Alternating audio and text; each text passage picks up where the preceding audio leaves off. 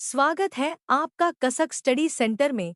ऑस्ट्रेलियाई वैज्ञानिकों की नई खोज बताती है कि भूकंप से पैदा होने वाली बिजली धरती के नीचे विशाल चट्टानों में सोने की डली के निर्माण की वजह होती है। नई रिसर्च से धरती के भीतर सोने की डलियों के निर्माण से जुड़ी चौंकाने वाली बात पता चली है। ऑस्ट्रेलियाई जियोलॉजिस्ट्स के मुताबिक भूकंप से पैदा हुई बिजली से सोने की डलियां बनती हैं। सोने का निर्माण कैसे होता है, यह जानने की कोशिश काफी समय से होती रही है। नई स्टडी के मुख्य लेखक और मोनाश के रिसर्चर क्रिस वोइसी कहते हैं, यह माना जाता है कि सोना गर्म पानी से भरपूर तरल पदार्थों से निकलता है जब वे पृथ्वी की पपड़ी में दरारों से बहते हैं। जब ये तरल पदार्थ ठंडे होते हैं या रासायनिक परिवर्तनों से गुजरते हैं तो सोना अलग हो जाता है और क्वार्ट्ज नसों में फंस जाता है। वोइसी ने कहा, भले ही यह सिद्धांत व्यापक रूप से स्वीकार किया जाता हो, लेकिन यह बड़े सोने के टुकड़ों के निर्माण को पूरी तरह से साफ नहीं करता है। विशेष रूप से यह देखते हुए कि इन तरल पदार्थों में सोने की सांद्रता अत्यंत कम होती है। रिसर्चर्स ने एक नए सिद्धांत पीजोइलेक्ट्रिसिटी का टेस्ट करके यह समझने की कोशिश की कि बड़े सोने के टुकड़े डली कैसे बनते हैं। पीजोइलेक्ट्रिक प्रभाव की खोज सबसे पहले 1880 में फ्रांसीसी भाइयों और भौतिकविदों जैक्स और पियरे क्यूरी ने की थी। पियरे महान भौतिक विज्ञानी मैरी क्यूरी के पति थे। पीजोइलेक्ट्रिसिटी तब होती है जब कुछ ठोस पदार्थ यांत्रिक ऊर्जा को विद्युत ऊर्जा में बदल सकते हैं, या इसके विपरीत।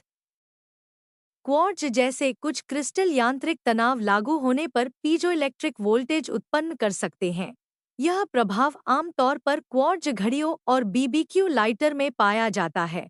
वोइसी की टीम ने सोचा कि क्या भूकंप के दौरान उत्पन्न यांत्रिक तनाव क्वार्ट्ज में पीजोइलेक्ट्रिसिटी उत्पन्न कर सकता है, जिससे सोने की बड़ी डली बनाने के लिए जरूरी विद्युत और रासायनिक परिवर्तन हो सकते हैं।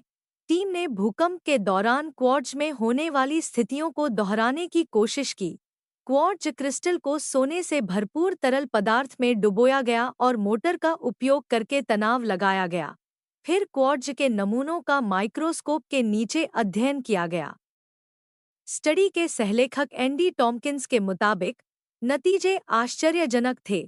तनावग्रस्त क्वार्ट्ज ने न केवल इलेक्ट्रोकेमिकल रूप से अपनी सतह पर सोना जमा किया, बल्कि इसने सोने के नैनोकणों का निर्माण और संचय भी किया।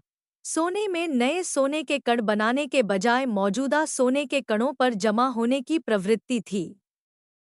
ऐसा इसलिए है क्योंकि क्वार्ट्ज एक विद्युत इंसुलेटर है जबकि सोना एक कंडक्टर है। मानव ने सदियों से सोने को बहुमूल्य माना है। सोने की चमक, रंग और दुर्लभता ने इसे एक मूल्यवान वस्तु में बदल दिया है। सोना अब अर्थव्यवस्थाओं का आधार और धन का प्रतीक बन चुका है। आभूषणों से इतर सोने का एक कंप्यूटर्स और संचार उपकरणों में भी खूब इस्तेमाल होता है। अमेरिकी जियोलॉजिकल सर्वे (USGS) के अनुसार अब तक 2,44,000 टन सोना खोजा जा चुका है। इसमें से लगभग 57,000 टन अभी भी भूमिगत भंडार में है। पाया गया कुल सोना 23 मीटर की भुजाओं वाले एक क्यूब में समा सकता है।